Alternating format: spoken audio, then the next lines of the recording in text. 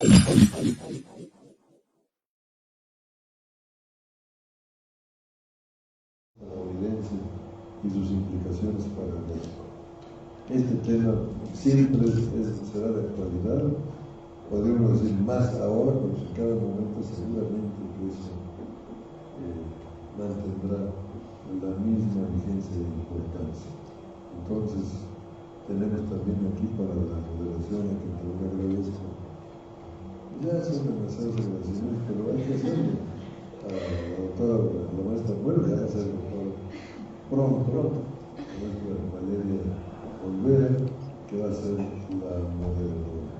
Entonces, cedo el micrófono y la palabra de ustedes, queridos amigos, y gracias.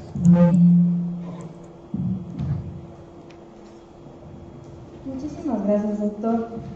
Primero, buenas tardes a quienes van arribando y quienes nos están acompañando también vía redes sociales. Para mí es un placer estar aquí. La verdad es que todo el mundo se estaba peleando por estar aquí arriba este día con el doctor Jesús Gallegos y lo tuvimos que hacer por medio de una suerte de tómbola y fui la afortunada, entonces estoy muy contenta.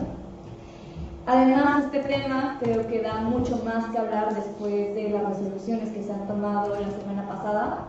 Creo que también es un tema de coyuntura, así que agradezco muchísimo a mi querido amigo, colaborador, miembro entrañable del Seminario de Relaciones Internacionales, el doctor Jesús Gallegos Olvera, que nos haga favor de, como siempre, acudir presto a nuestros llamados que le hacemos.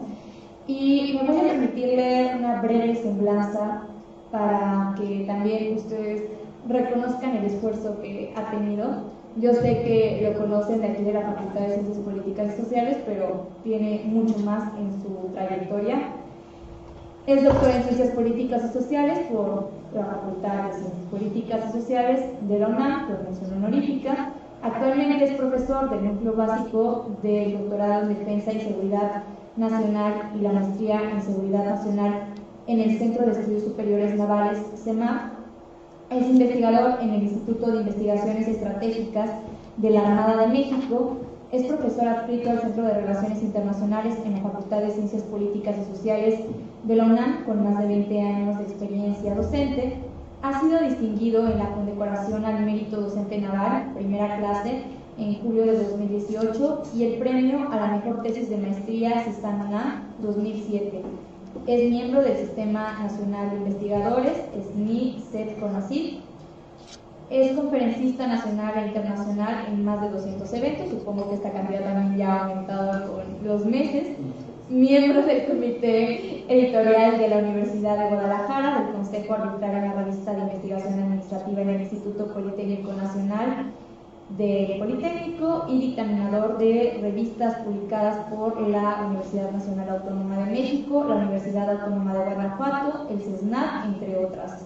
También colaborador de la Fundación Friedrich Ebert en México en el programa Liderazgos Progresistas por la Democracia, miembro de la red de conferencistas del Instituto Nacional de Estudios Estratégicos en Seguridad del Gobierno de Guatemala, miembro de la red China y América Latina, enfoques multidisciplinarios, egresado del William Jeffery Center de la Universidad de Defensa de Washington, D.C., tiene un diplomado por la Columbia University School of International Public Affairs del Centro de Investigación y Docencia Económicas, CIDE, y también del Centro de Investigaciones sobre América del Norte, CISAN-UNAM, y del Centro de Estudios Superiores Navales del CESNAP. Es director de más de 60 tesis de licenciatura, de maestría y de doctorado. Y bueno, para nosotros es un placer hoy escucharlo, hoy y siempre, la verdad, escucharlo hoy con el tema de la reconfiguración del poder estadounidense y sus implicaciones para México, sobre todo porque, pues sí, es nuestro vecino del norte de Estados Unidos, pero también porque cada cosa que hace, ya saben que si a ellos les da gripa, a nosotros nos da neumonía. Entonces vamos a ver qué nos cuenta y por favor manden sus preguntas, aquí voy a estar atenta a todas las preguntas para yo poder escribírselas y decírselas en una siguiente ronda. Les recuerdo que tiene 25 minutos a nuestro querido doctor y le voy a estar tomando el tiempo. Muchísimas gracias. Gracias, querida Valeria. Bien, por principio, buenas tardes. Dos felicidades. con un poco de demora, pero con todo el amor y con todo el cariño de siempre.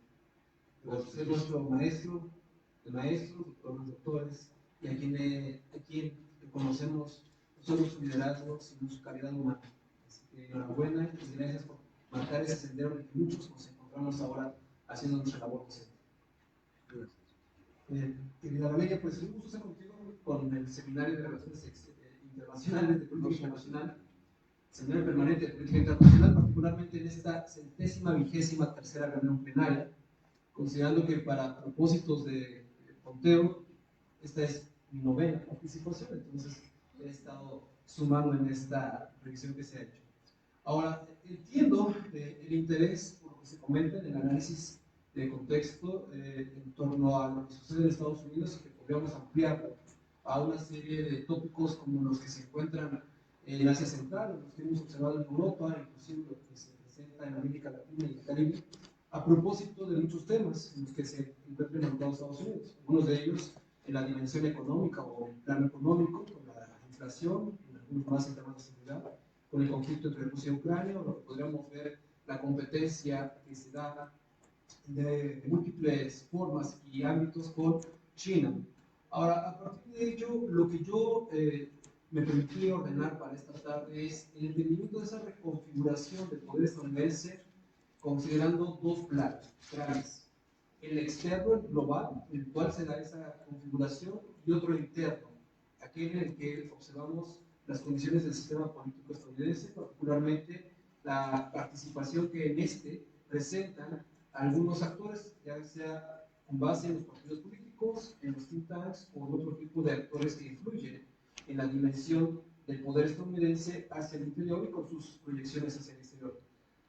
Y en una tercera parte estaré haciendo las inferencias para dar cuenta de estas implicaciones para México, considerando elementos que se sintetizan en tres grandes ejes que son los que nos hemos permitido establecer para el análisis de la relación bilateral: el de la migración, el del comercio y por supuesto el de la salud, con sus derivaciones en diferentes aspectos.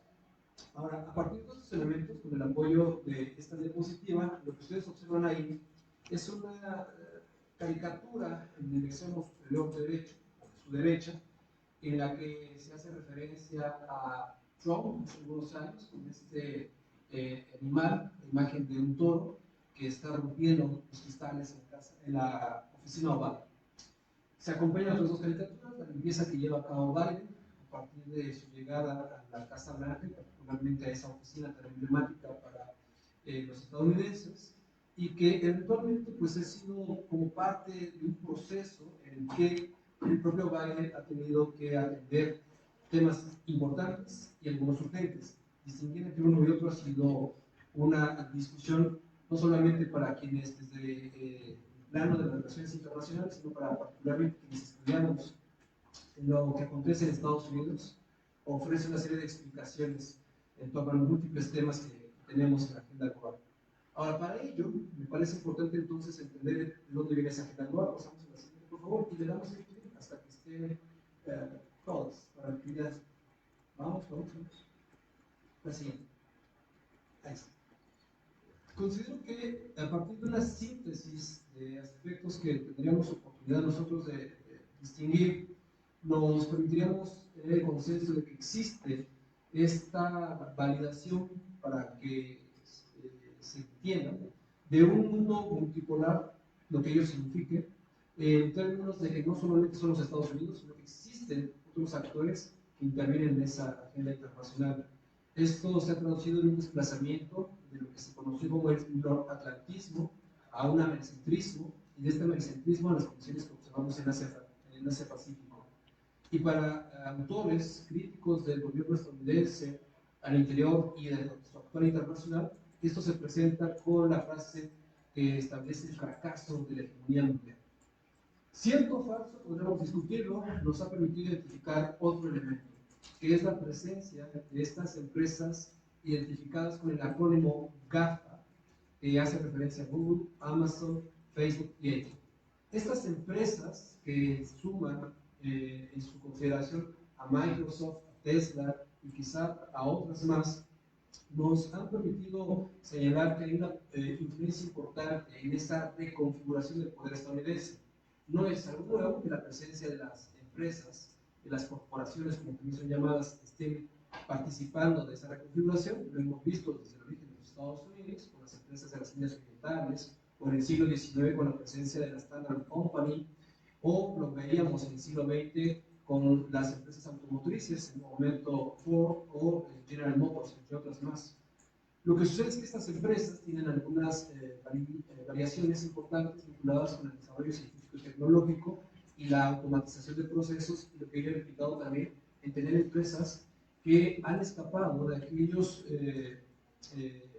controles que eventualmente había forjado el gobierno estadounidense con Roosevelt, el primer Roosevelt, o los que había establecido en su momento con la administración de Barack Obama, en el marco de una crisis que conocimos en 2008. Esta presencia compite con otro acrónimo de empresas, las llamadas BATs, Baidu, Alibaba, Tencent, Xiaomi, y que dan cuenta de dinámicas en donde ese marco de razón de mercado, referido pues por un interés privado, se antepone a las condiciones de ese interés público y un bien común, en el cual se construye el discurso, o al menos el examen de lo que supone el Estado contemporáneo. En esa misma revisión se incorporan otros elementos, como este tránsito que hemos visto de una guerra convencional a una guerra híbrida, particularmente expresada en los diferentes planos geopolíticos en Asia-Pacífico, en Europa, en el norte de África, en Medio Oriente, y en donde hemos encontrado que esta desestabilización política, disrupción económica, desinformación, entre otros elementos, se incorporan en una dinámica que se presenta en un entorno que se conoce con el acrónimo VICA, o VUCA, dependiendo su referencia, de volatilidad, de incertidumbre, de complejidad y, por supuesto, de ambigüedad. Esto ha sido también transformado con la presencia de los actores privados en otro acrónimo que se conoce como FANI o BANI, por su expresión en inglés, refiriéndose a la fragilidad, a la incomprensión, a la no linealidad, y también, por supuesto, la ambivalencia que se presenta en ese orden internacional. Los entornos VICA y FANI dan cuenta entonces de esta composición de una guerra híbrida, en donde ya también hay un cuestionamiento a las reglas que se establecieron en algunas convenciones y tratados internacionales relacionados con ello. De hecho, por eso mencionamos, es importante distinguir de manera rigurosa si nos encontramos en una guerra en términos de derecho, lo que establece el derecho, o en un conflicto en términos de lo que establece la política también.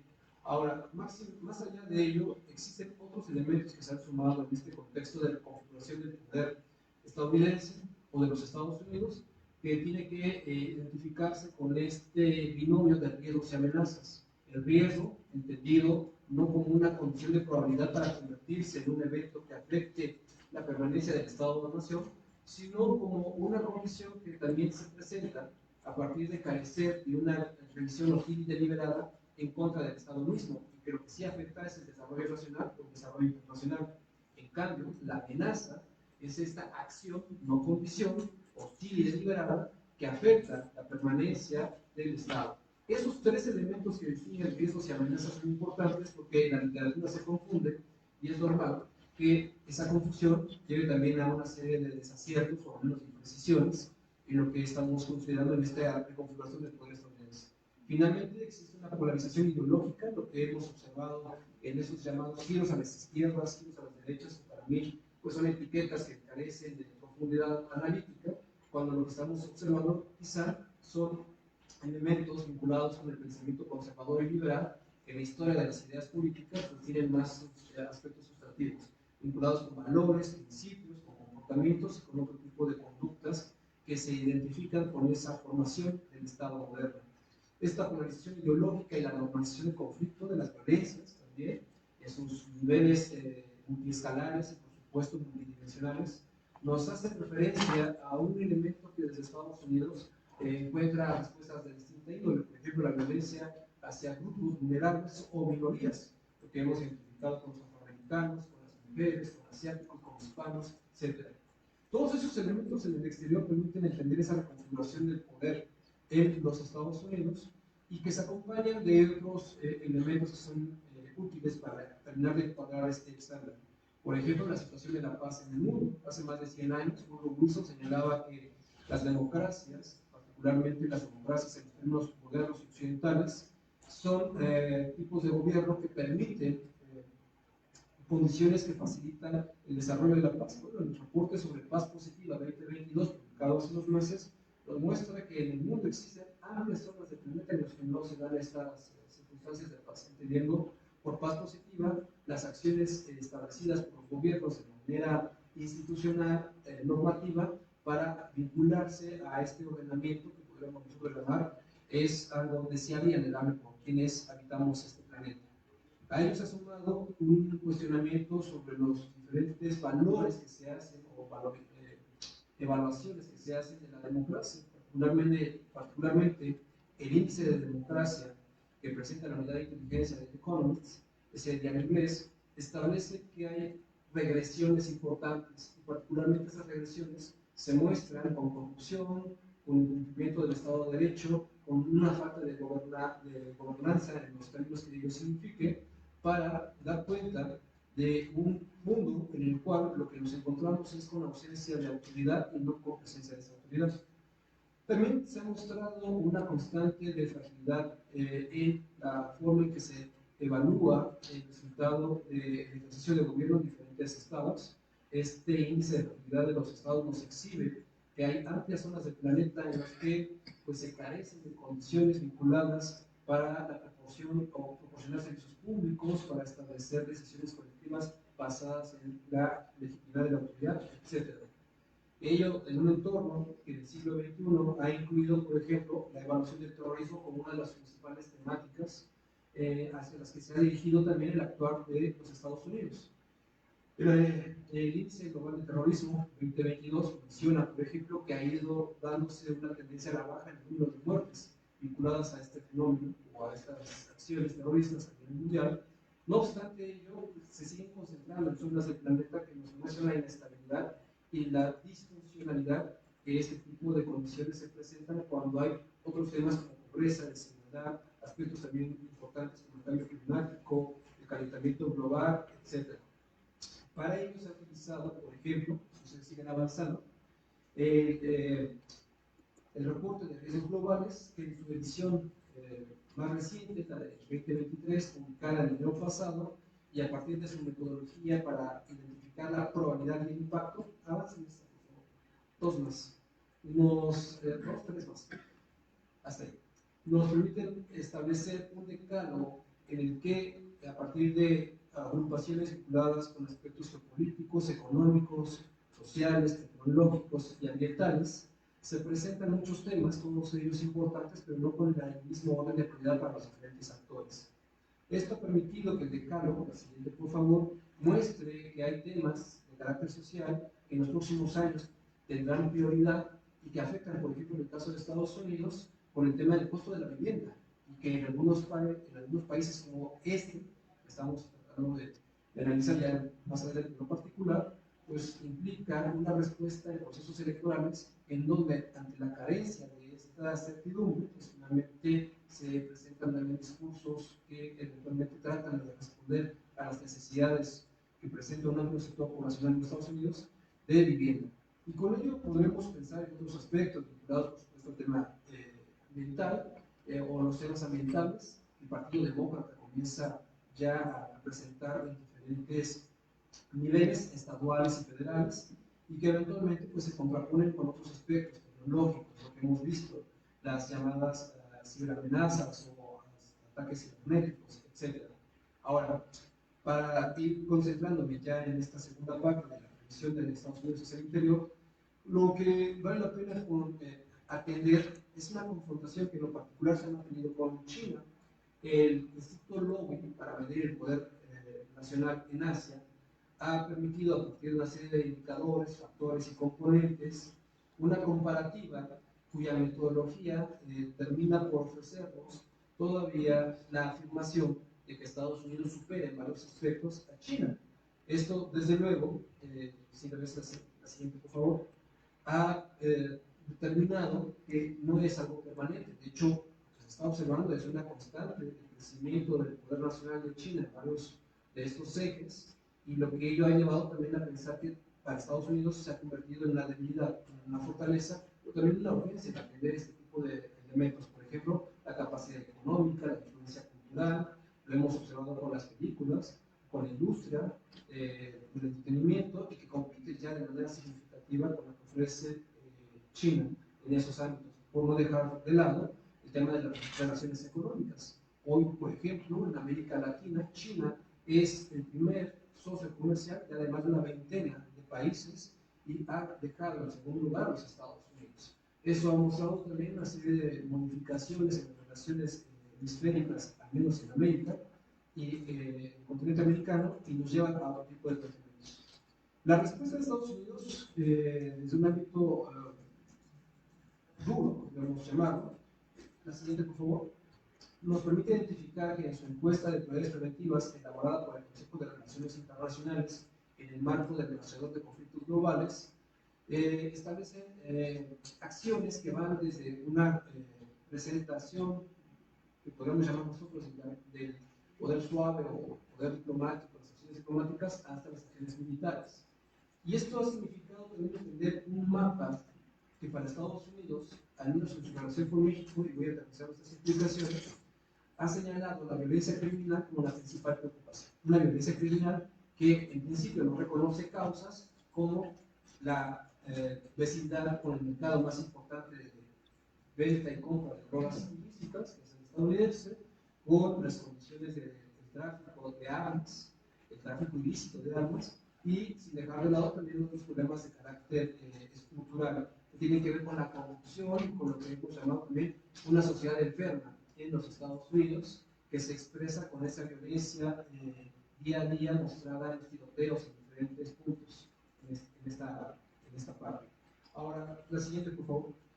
Esto ha permitido a Estados Unidos entonces establecer un rizoma de conflictos y confrontaciones que dificultan su desarrollo del poder a partir de entenderse que los frentes abiertos le generan muchos compromisos, y eso en la fórmula de Walter Lippmann de 1943 pues establece las condiciones para su fracaso. Entre mayor sea el número de compromisos y el poder no crece en función de sus compromisos, sino que lo que hemos estado observando que crece en varios aspectos, finalmente se dan fracasos, y esos fracasos apuntalan una reconfiguración del orden de prioridades y de condiciones con las cuales los tomadores de decisiones en este país tienen que atender la agenda nacional e internacional. Siguiente, por favor. Y le damos a todos estos elementos hasta ahí. Lo que vamos a permitirnos identificar con esta encuesta de prioridades preventivas es la homologación que se tiene de diferentes actores y sus problemas desde la perspectiva estadounidense. Por ejemplo, probabilidad alta, impacto moderado, tienen para Estados Unidos, Afganistán, Haití, Líbano, Venezuela, elementos que los asimilan en ese conjunto, y en el caso de una probabilidad moderada, impacto alto, que significa la posibilidad de una acción de fuerza por parte del gobierno estadounidense, se encuentran el problema entre China y Taiwán, la situación en Irán, la violencia criminal en México, las condiciones que se han visto en Ucrania y, desde luego, las altas probabilidades de un ataque cibernético. Con estos elementos, el rastreador de conflictos globales que ustedes tienen en la siguiente diapositiva ha mostrado para Estados Unidos, semana con semana, esto lo pueden ustedes consultar, una base de datos en la que se identifican también aspectos que preocupan a algunos tomadores de decisiones, ya sea en la Cámara de Representantes, la Cámara de Senadores, actores privados, actores de la opinión pública, y lo más reciente, por ejemplo, para el caso de México, fue el fin del título 42, la reactivación del título 8 en materia migratoria, pero que no está aislado de otra serie de problemas, vinculados, por ejemplo, con las controversias comerciales en materia definida por el TME, particularmente solución de controversias en ámbitos industriales, y a partir de esto otros aspectos que valdría la pena mencionar. El caso de la DEA, recientemente filtrado en los medios de comunicación en Estados Unidos, y que ha sido discutido medianamente en México, en donde agentes de esta agencia estuvieron encubiertos en los grupos criminales, que así se han llamados, los cárteles de la droga en nuestro país, particularmente el cártel Sinaloa. Ahora, con todos estos elementos, me interesa rescatar para ir ensamblando la reflexión Este documento, publicado por la Comunidad de Inteligencia a partir del Consejo Nacional de Inteligencia, que es financiado por la Agencia Nacional de Inteligencia de los Estados Unidos, en 2017, Tendencias Globales, Paradojas del Progreso. Particularmente, avanzamos por favor, el numeral número 7 y 4. El 4 hace referencia al aumento de los flujos migratorios internacionales. Estos flujos migratorios están desde luego por condiciones de carácter estructural, ambiental, por supuesto muchos de ellos no son de reciente consideración, tienen ya décadas de estar evaluados, analizados, siendo evaluados, analizados por parte de quienes en Estados Unidos están considerando que esta circunstancia les genera una serie de afectaciones y que a su vez tiene un efecto boomerang cuando ellos reaccionan, por ejemplo, anteponiendo su política migratoria y que se extiende en el caso de México a utilizarlo como un tercer país. Ahora, el numeral 7 hace referencia al auge de gobiernos populistas como consecuencia de la actual estadounidense, y quizás aquí donde está el quick de lo que hemos visto en los últimos años. Ese actuar de gobiernos populistas, impulsado en un momento por lo que significó la figura de Donald Trump en Estados Unidos y lo que ha significado la figura de otros actores, como el gobernador de Florida, DeSantis, o lo que hemos visto también con el gobernador de Texas, Abbott, por no mencionar una serie de senadores y representantes de ese país que han impulsado ese actuar populista y que, de acuerdo con datos de la Universidad de Texas, a 2022 prácticamente habíamos visto incrementado el 300% el número de gobiernos populistas, o al menos así calificados, considerando que eran más de una veintena. Ahora, esta circunstancia se acompaña de algo que ha sucedido al interior y que no es reciente. La siguiente, por favor. Esta imagen para muchos, o estas imágenes para muchos, son claras. Es la presencia de miembros del llamado clan, Ku-Klux-Klan, que son resultado, por supuesto, de quienes perdieron la guerra de secesión, los confederados, y que estos miembros marcharon en los 20, marcharon en los 50, en Washington, D.C., reivindicando una serie de postulados supremacistas, blanquistas, xenófobos, racistas, que podríamos seguir sumando. ¿Han estado presentes? Sí, han estado presentes. Actualmente hay muchos de estos elementos del Ku Klux Klan o miembros del Ku Klux Klan en el Congreso estadounidense. Se habla de más de una veintena claramente reconocidos y otros tantos más en el Senado. Ahora, ¿qué significa todo ello? Que aquello que pensamos en un país con las condiciones liberales que se enfrenta a un entorno conflictivo, pica o falla, según se quiere entender, ha mostrado también la continuidad de grupos de odio y que eventualmente estos grupos de odio, la siguiente, si ustedes ven el mapa, pues están prácticamente en toda la nación, o todo el territorio nacional de los Estados Unidos, continental, máxime en la parte del sureste, esa parte del sureste donde más afroamericanos habitan, Mississippi, por supuesto Alabama, entre otras zonas. Esto ha significado también lo que vimos hacia el interior de una división constante entre estos grupos supremacistas, en la radicalización que ofrecen muchos de ellos y por supuesto en la manera que han apoyado a algunos grupos extremistas, por ejemplo el Tea Party como un movimiento político que está asociado al Partido Republicano. Y que la siguiente imagen, por favor, pues expresa, o al menos intento que así se entienda, esta violencia interna que ha estado en los últimos años en Estados Unidos y que tuvo un capítulo importante en enero de 2021 con el llamado asalto al Capitolio y que ha llevado a que el expresidente de los Estados Unidos, Donald Trump, encuentre pues, también una respuesta de apoyo que legitima su visión del mundo. Una visión del mundo que se está dando con condiciones de debilidad y que está reconfigurando esta perspectiva que tenía en su momento Woodrow Wilson hace más de 100 años, que yo les comentaba, una democracia, hacia una visión de autoritarismo que está disfrazado de ejercicios democráticos. Porque hay que dejar de reconocer, Estados Unidos en 2020, en la elección de noviembre de aquel año, mostró al mundo que Donald Trump perdió, pero perdió ganando, ganó más.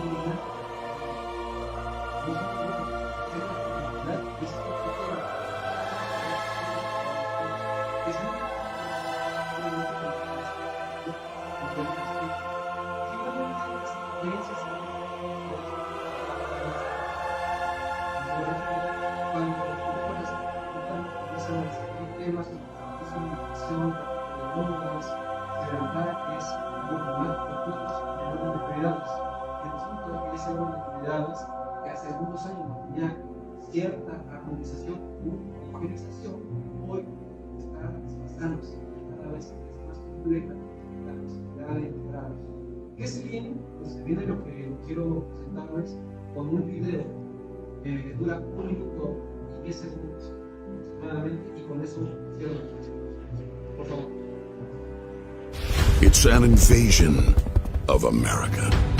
Streets flooded with poison, killing millions. Enemies and tyrants on opposite sides of the globe laugh at us. Wars threaten us. The threat of nuclear annihilation, once forgotten, is now real again. America's weakness has become their strength. The global elitists who send your kids to war, who tell you a woman is a man and a man is a woman, who teach your children their country, their faith, their beliefs are a lie. They have corrupted every facet of American government, weaponized it against you. While they watch our cities burn and violent crime skyrocket, you and your families pay the price. Out of control inflation, an economy wrecked, a nation in decline. This is Joe Biden's America. Failing, weak. But one man, one movement can change all that for us. Put America, the middle class, first. And put the globalists, the elitist, and the corrupt in their place. Bring back pride and the American dream. To let the world know, don't mess with us. One man focused on the true owners of this great land. One movement focused on the true priorities. Make America great for us again.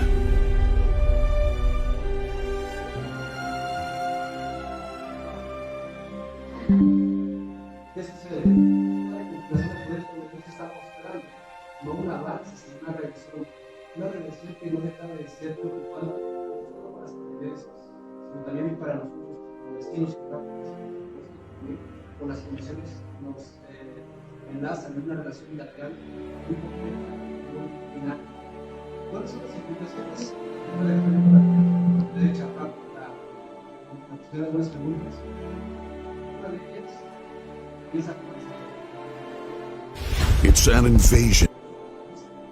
país es el que se encuentra en Estados Unidos, mediado por Biden, un adversario político que es muy útil para esa misma condición que se ha dado en México de una transformación en cuarta ocasión, al menos así lo trata de señalar. También se ve que ha identificado una disminución de la cooperación directa y oficial para pasar a acciones encubiertas y, por supuesto, demuestran más el ejercicio asimétrico de poder por parte de Estados Unidos en materia de seguridad. El tema de la DEA es más ejemplificado, pero no es el único. Lo que vamos a ver son cada vez más acciones por parte de cuerpos de seguridad de Estados Unidos actuando de manera ilegal en nuestro territorio nacional y con las dificultades que tiene el gobierno mexicano para identificarlos. Y aún cuando se identifiquen, van a ser empleados por la actual administración como un chivo expiatorio para generar un nacionalismo en un marco electoral que en 2024 también se estará polarizando. Un tercer elemento que hemos identificado es que esta situación migratoria, que en Estados Unidos es un ejercicio soberano de acuerdo a sus intereses, a su interés nacional, pues definitivamente no está tomando en cuenta que es un problema global. Es decir, la migración no solamente la que vemos de México a Estados Unidos o de Centroamérica hacia Estados Unidos. El informe de la Organización Mundial para las Migraciones muestra que más de 280 millones de personas en este planeta están migrando por múltiples razones, y que si bien América del Norte particularmente nos ofrece esta relación México-Estados Unidos un tema significativo, un aspecto significativo de ese fenómeno global, hay múltiples causas que tienen que ser consideradas en un ámbito multilateral, y que para México esto está quedando de manera relegada por temas, insisto, de capacidades, y lo que vimos en Ciudad Juárez es un ejemplo que desafortunadamente, y espero equivocarme, se repetirá. No es la primera vez, y veremos cosas graves en violación de derechos humanos de migrantes. Y esto es también derivado de temas de carácter presupuestario en los Estados Unidos. Para Estados Unidos se sabe, como premisa, puede ser reduccionista, que en épocas de bonanzas, de desarrollo económico, de bienestar, es la apertura de la frontera una de las condiciones naturales. Pero cuando esa frontera se cierra, entre otras razones, se ha encontrado que en Estados Unidos las condiciones económicas no son las más halagüeñas, y es lo que estamos observando. No está creciendo la economía estadounidense, hay un incremento de la tasa de interés, hay problemas importantes de carácter estructural, y eso va a afectar también a México, porque se van a seguir con esquemas inclusive de carácter tecnológico, incluyendo algunos controles. Desde luego eso será de acuerdo también a cómo se mejoren las circunstancias en algunos estados de la Unión, particularmente en California y Nuevo México. Concluyo. Las implicaciones para México entonces están en entender que lo que sucede en Estados Unidos no solo afecta a Estados Unidos. Sería una visión, me parece ingenua hacerlo, pero que tendríamos que hacer más de lo que estamos haciendo ahora. Y una forma de hacer más de lo que estamos haciendo ahora es entender que este gobierno tampoco está haciendo lo necesario. Y como sociedad necesitamos entender que eso que se requiere pues, también es urgente. De otra forma, vamos a entrar en una dinámica de desconfianza, no solamente hacia lo que hace Estados Unidos, sino lo que hace nuestro gobierno. Y desafortunadamente esa desconfianza nos lleva a ejercicios aislados y no de carácter integral. Y en la división y en la polarización vamos a encontrar las principales implicaciones que considero para México. En lo inicial se dan por este actuar estadounidense. Lo dejarás ahí, querida Valeria. Gracias por su atención.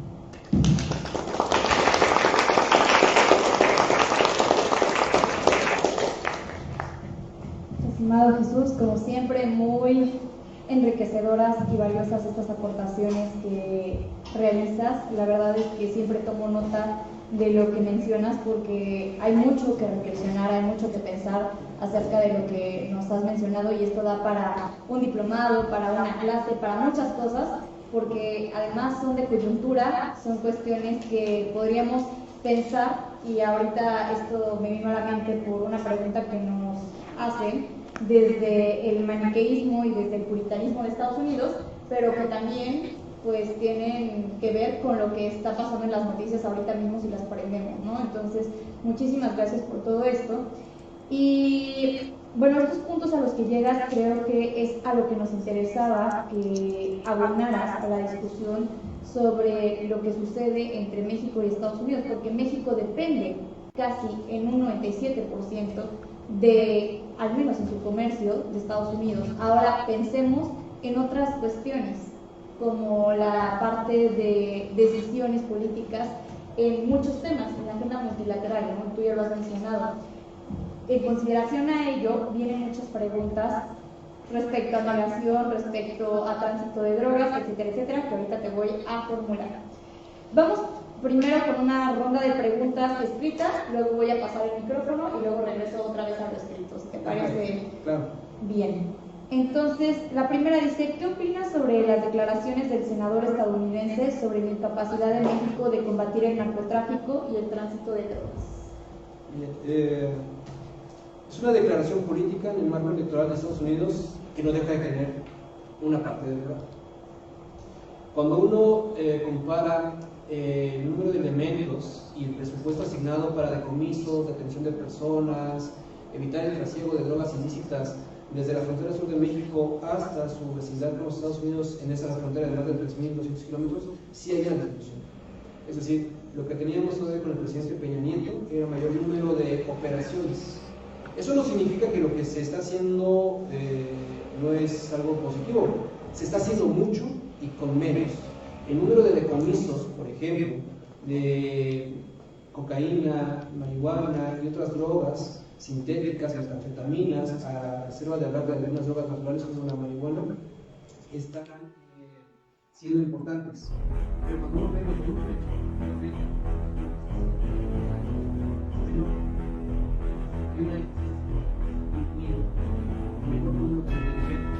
y eso se acaba en muchas partes un incremento del poder de la vida. Por eso,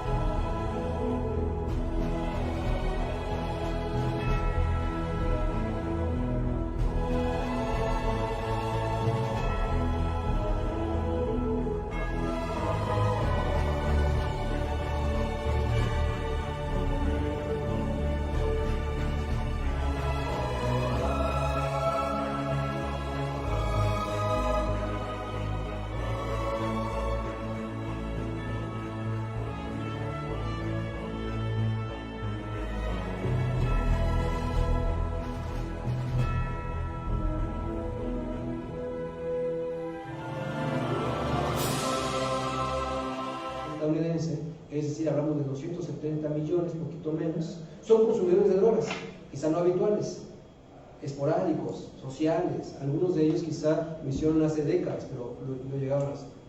Entonces es un mercado que también se ha incrementado y obviamente si tenemos un mercado con mucha demanda y las capacidades en México no se incrementaron, un dato duro para que lo tengan en cuenta y desmitificar eso que se llama militarización, es que en realidad se está asignando menos presupuesto al combate al narcotráfico de lo que se asignaba comparativamente hace 15 años en México.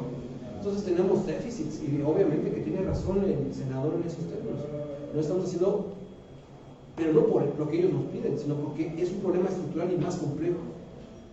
Y hay que señalarlo, lo que existe en México no es una militarización, y aprovecho el foro, es una desmilitarización hacia el interior de las Fuerzas Armadas. Todas las comisiones que les están encargando no les corresponden.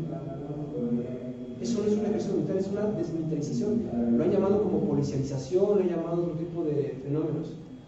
Más de 200 actividades que no estaban en su margen de acción doctrinal, los ha hecho menos militares y los ha hecho más policías, ingenieros, aseguradores de temas comerciales, temas por supuesto de aduana. Pero lo bien al revés, hacia afuera, se ve como una militarización. Lo dejo para que en esta discusión que sé que tenemos con él y con otros más, eventualmente lo tengamos en esa evaluación. Claro, y está muy interesante porque eres el primero de la línea de seminario que escucho que habla de desmilitarización, entonces creo que habrá un debate muy interesante. Hacia el interior de las Fuerzas Armadas. Hacia el exterior hay una mayor presencia de fuerzas de seguridad. De seguridad. Por supuesto. Ahora, la segunda pregunta que nos llega es, tú mencionaste que había un cambio en el título 42 y que había este regreso al título 8. ¿Cómo es que tú ves esto? Si es un retroceso en materia migratoria o si es un avance, si va a beneficiar o va a perjudicar a los migrantes. Es un endurecimiento de la política migratoria de Estados Unidos, claramente. Es decir, ya la criminalización que supone en el título 8 a partir de que una persona llega a su territorio de manera irregular, le llaman ellos también ilegal, en una circunstancia que puede ser consecuencia de muchos factores de violencia, de persecución, pero que no pase por esos procesos administrativos e institucionales, eventualmente será para Estados Unidos una condición que permita llevarlo a las cárceles, eventualmente en la reincidencia, la segunda ocasión. Y no solo esto, el título 42 permitía así una deportación inmediata y muchos aspectos negativos que conocemos. Sin embargo, no los limitaba a una temporalidad. Ahora la aplicación del título 8 los limita a que tengan que esperar hasta 5 años si son deportados para volver a intentarlo y que no infrinjan, que no cuenta la ley estadounidense. Entonces, sí, definitivamente es un endurecimiento, y si lo vemos en términos de una línea cronológica, es una regresión, pero es una regresión esperada. Y es una regresión esperada porque al interior de Estados Unidos también esa configuración, la reconfiguración del poder entre demócratas y republicanos, no ha permitido en más de 40 años una ley como la que sí tuvimos a principios de los 80s, ¿no? O casi 40 años, con Reagan y la ILCA, que regularizó la situación de muchos migrantes. Y creo que eso está bien interesante porque también ahí hay que hablar de la mala información y de que de pronto pensamos en México como este tercer país seguro cuando no lo somos, cuando México no se ha definido así, y también cuando en realidad aquí también están pasando muchas cuestiones de lo que tú comentabas, desde la violencia criminal, tráfico ilícito, etcétera, etcétera, que está combinándose con esta cuestión de migración que señalas. Entonces tampoco es como que estén 100% seguros los migrantes aquí y nos están viendo como ese lugar mientras pasan a Estados Unidos. Entonces también eso está afectando la imagen que va a tener nuestro país. Entonces sí tiene ahí una vinculación interesante. Y sobre esto, la tercera pregunta: ¿cómo observa la relación entre Estados Unidos y México? Aquí lo pusieron muy entre comillas, con la bendición Joe Biden AMLO versus Trump AMLO. Ok, debemos entender que la relación está basada en intereses, no en amistades, no en cofradías. Esos intereses para Biden estuvieron determinados también por un momento que ha marcado a todo el mundo, que es la pandemia por COVID-19 y las implicaciones que la propia pandemia ha tenido para su administración y para el seguimiento de su proyecto de gobierno.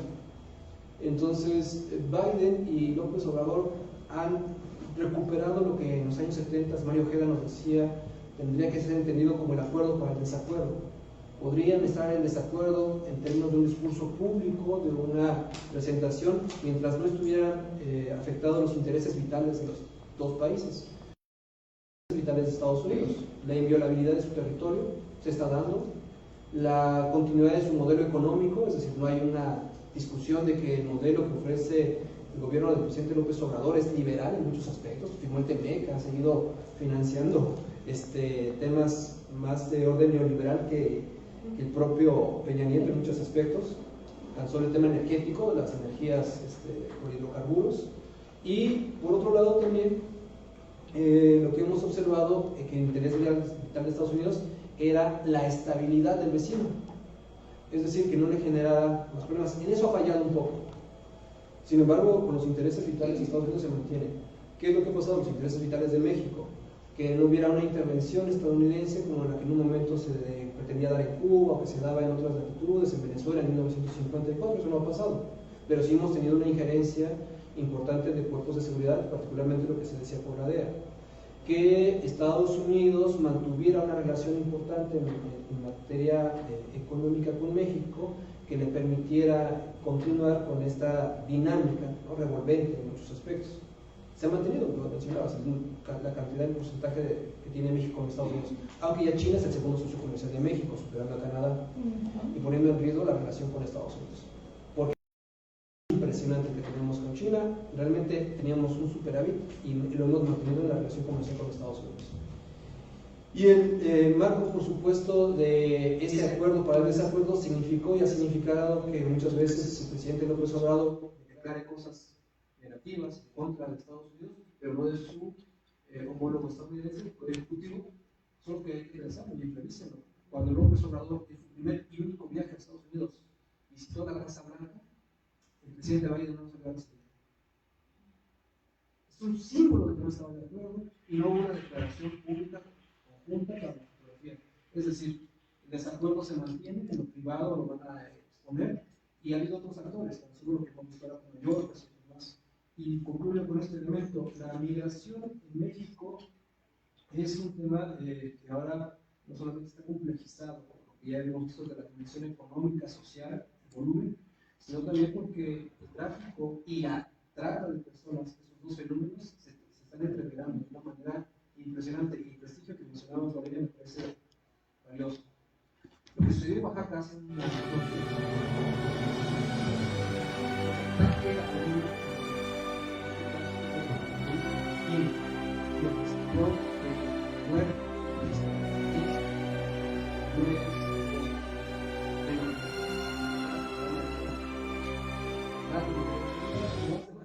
México es un país que no está ofreciendo esas garantías. No obstante, México sigue siendo o estando en el top 20 de los países que mayor turismo recibe después de la pandemia. Es preocupante porque el porcentaje del Producto Interno Bruto que ingresa por turismo compite en un momento con lo que se ingresa por remesas y lo que se ingresa por comercio. Entonces, el tema de servicios es impresionantemente valioso para los económicos. Rayos, este tema también es súper delicado porque, como bien lo comentas, viendo la clase de turismo, hay una cuestión de seguridad humanitaria. Hay un turismo de seguridad humanitaria que es imprescindible estar revisando porque la imagen que da México cada vez más hacia el exterior y los índices de confiabilidad que está demostrando cada vez van más abajo. En un diplomado de innovación turística que estuve tomando, justo decían que cada año está cayendo por lo menos en 0.8% porcentual la imagen de México. Entonces, si bien está en el top 20 en estos récords mundiales que se hacen, pues vamos a ver en 5 años, 10 años también cómo nos va. Pero me gustaría, porque sé que hay algunas preguntas, ya lo expresaron así, que por favor levanten la mano quienes son quienes quieren hacer cuestionamientos. Y Alejandra, por favor.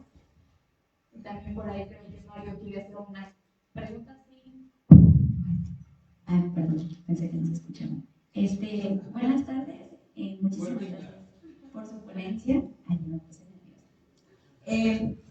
Bueno, en la última infografía que usted nos presentó, hablan sobre el top 10 de los temas a los cuales Estados Unidos le está dando prioridad.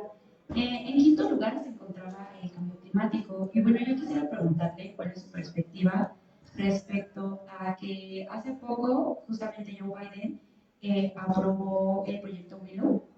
Bueno, todo esto lo escuché en el podcast del seminario que hablaban sobre el proyecto Willow. Entonces, quisiera preguntarle cuál es su perspectiva, porque pues al principio habían dicho que les preocupaba el cambio climático y que estaban en contra de esto y que iban a tomar decisiones. Y pues aprobaron el proyecto al final, y pues esto va en contra del cambio climático porque está en Alaska y justamente están afectando tanto las personas que viven ahí como la flora y fauna. Y también hay muchos debates sobre si están a favor o están en contra. Y pues ante esto, el presidente de Estados Unidos salió a decir que iba a analizar otra vez el proyecto, pero pues bueno, al final no está dando una respuesta contundente sobre si lo va a detener o va a continuar. Por ejemplo, el proyecto. Entonces quisiera preguntarle cuál es su perspectiva, si de verdad Estados Unidos tiene un interés en pues sí, sobre el cambio climático o definitivamente solo una oportunidad. Muchas gracias.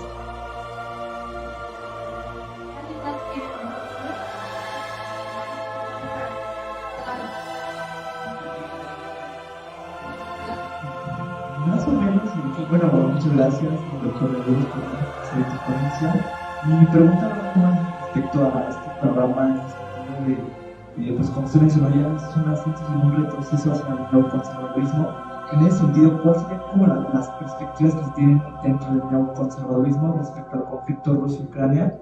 ¿Y eso cómo se puede ver igual vinculado a la cuestión de la industria armamentista? ¿Cómo es que pues igual obviamente hay un interés por Estados Unidos, pero igual, ¿cuál sería la cuestión aquí en el sentido de cómo pues Trump o cómo toda esta extrema derecha ve este conflicto? Gracias. Voy a empezar a responder la de Mario, me parece más inmediata para entender y contextualizar la pregunta más compleja. En principio, el conservadurismo establece una negación de negociación multilateral e institucional. Eso significa que una perspectiva en la que Trump o alguien más con esta suma de ideas neoconservadoras participe desde Estados Unidos en el conflicto Rusia-Ucrania, negará cualquier positivo que pueda tener el trabajo de Naciones Unidas, multilateral e institucional. Además de ello, buscar una mayor intervención, ya no solamente de manera indirecta, con préstamos, con insumos, con inclusive participando con un despliegue de tropas. Eso haría un conservador.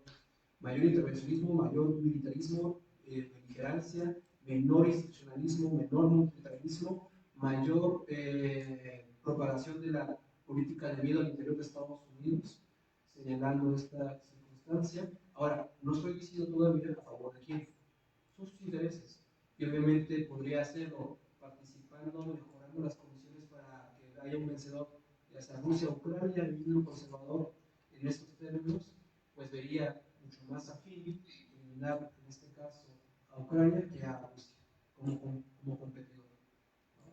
Y eso es importante porque negaría las alianzas con la OTAN, es decir, el neoconservadurismo es radical en ese momento porque lo que le permite también es establecer una serie de posicionamientos que en el interior de Estados Unidos endurece cualquier perspectiva que se pueda dar por la solución diplomática, ¿no? Se va a dar por una función de fuerza. Eso es lo que haría. Ahora, ¿por qué se iguala con lo que comentábamos en este lado? El Partido Demócrata al cual pertenece Biden tiene que entenderse como representante de un sector de los Estados Unidos, que es algo que yo defiendo en mis cursos de Estados Unidos de gobierno. Me parece que es un desacierto cuando se piensa de manera homogénea en los Estados Unidos. Es decir, por eso está en el plural también. Hay un Estados Unidos más liberal, más conservador, hay un Estados Unidos con mejores condiciones de vincularse a un ámbito internacionalista, otro más bien aislacionista, uno más proteccionista, otro más beligerante. Es decir, están en esas visiones que aquí llamaban ustedes de antinomias, no son maniqueístas en estricto sentido, pero sí de antinomias, y en ese Estados Unidos hay un pluriverso de decisiones. Por ejemplo, la decisión en torno al cambio climático, dependiendo, cuando uno ve en términos históricos, observa que ese país es el que tiene mayor número de hectáreas, si se quiere ver, de bosques protegidos a nivel internacional.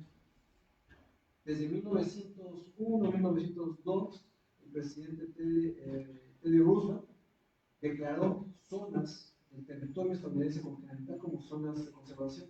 Cuando uno hace comparativo con lo que pasa en Brasil o en otras naciones, realmente Estados Unidos proporcionalmente a su territorio y es el que mayor énfasis ha hecho en esto.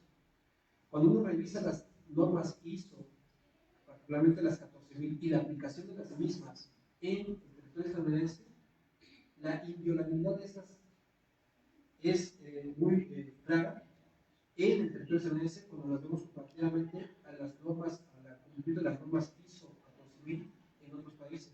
Es decir, hay un sector en Estados Unidos que cumple con muchos de estos elementos que afectan o que inciden en el cambio climático, sin embargo no le gusta comprometerse a los designios de una organización internacional que además no está haciendo lo suficiente para controlar lo que China, India, por ejemplo, están haciendo en materia ambiental, que no es suficiente en otras ciudades ampliamente controladas. Entonces hay un sector demócrata que piensa que Biden tuvo que haber impulsado más esta agenda verde con energías limpias, etc. Sin embargo, también esto compite con la otra agenda, la agenda política tradicional, en donde hay demócratas que se ven beneficiados. ¿Qué significa todo esto? Que estamos en un ejercicio de un compás, un balance, y que de acuerdo al actor y de acuerdo al momento tendríamos que hacer la valoración. Hacerla determinista es verla de una manera reducida, no es así, mucho más complejo.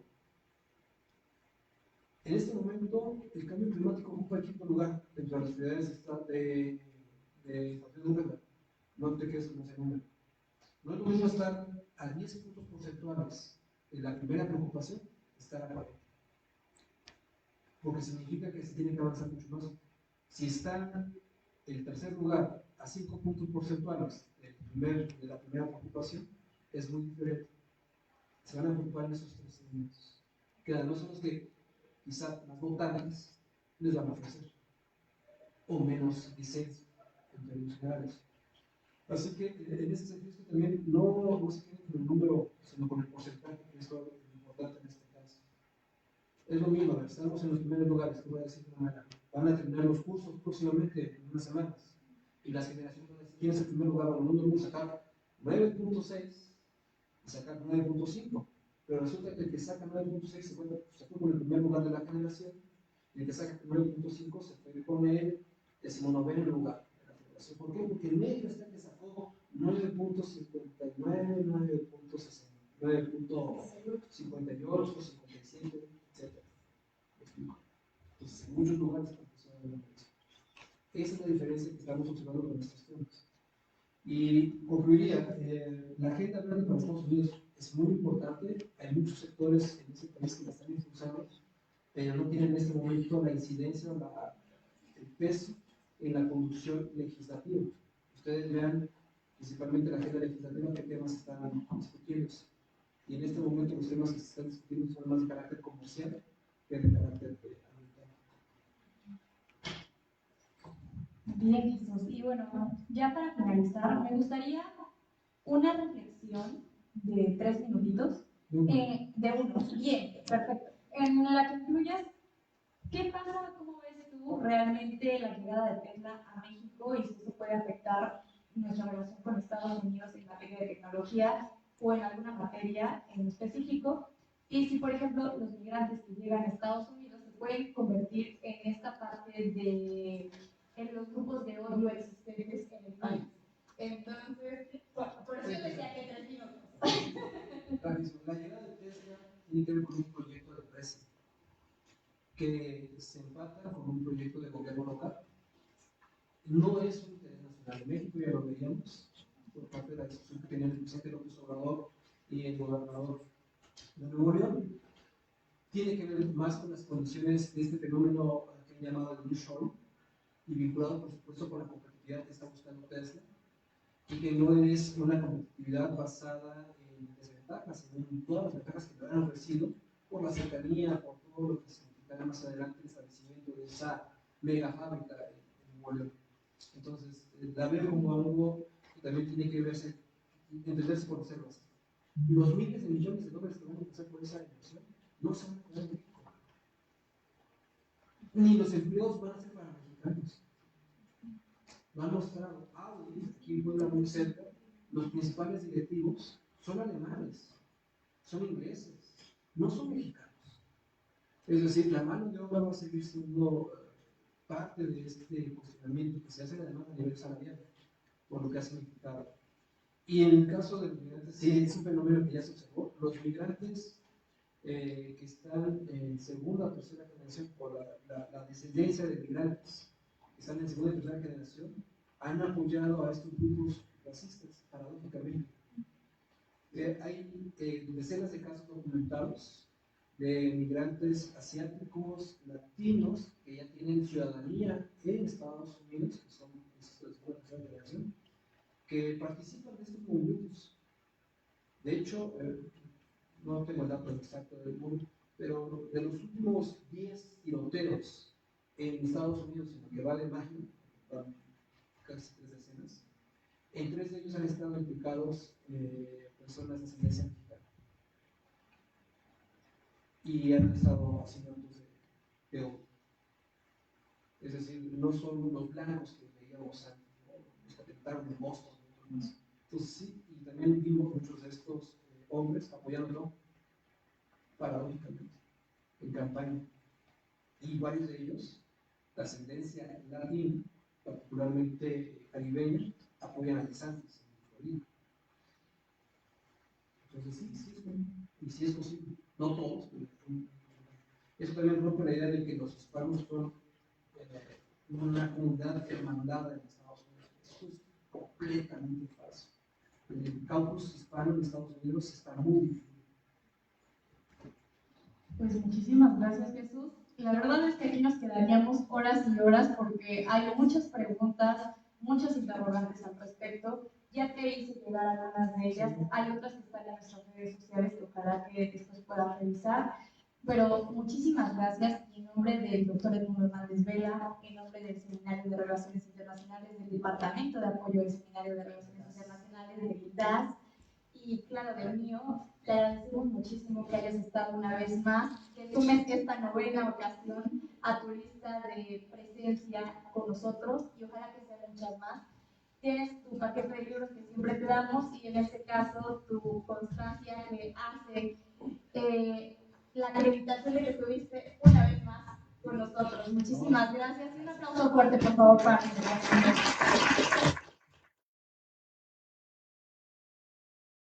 Tenemos una cita la próxima semana, nuestra última reunión del Seminario de Relaciones Internacionales, con la conferencia extraordinaria sobre Asia y las grandes vicisitudes que presenta Asia Central en el siglo XXI. Muchísimas gracias y que estén muy bien, provecho y la tarde.